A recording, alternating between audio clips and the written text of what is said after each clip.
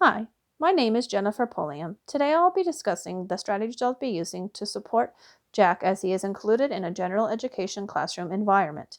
Jack has autism and he most likely will be having behavioral issues, communication issues, and very little to next to no communication, and he also might have a hard time following multi-step directions.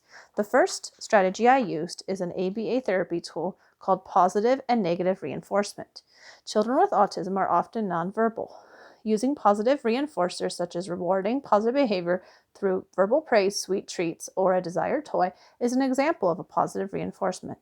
Positive reinforcement is most effective when you have chosen the desired behaviors you want your child to display and not focus on the negative behaviors. In order to effectively support Jack's needs, it is imperative that I first choose the behaviors I want Jack to display in a normal classroom environment.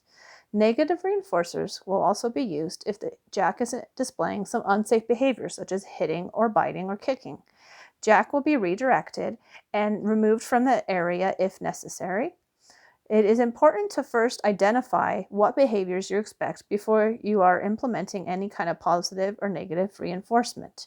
If the child is not allowed to have any sweets in the classroom, you can always use a toy or a picture of the child as a positive reinforcer.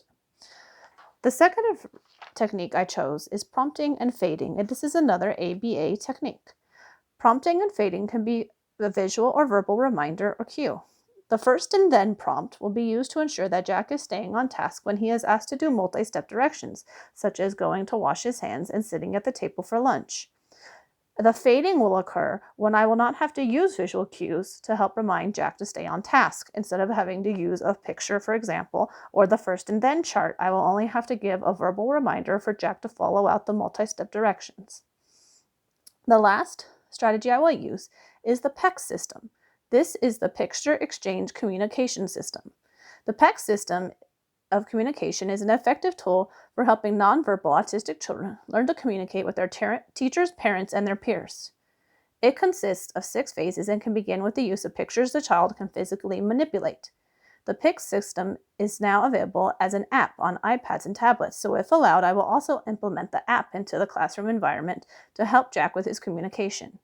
He will be able to express his wants and needs and by pointing to pictures and will learn to exchange pictures for items or activities as he desires.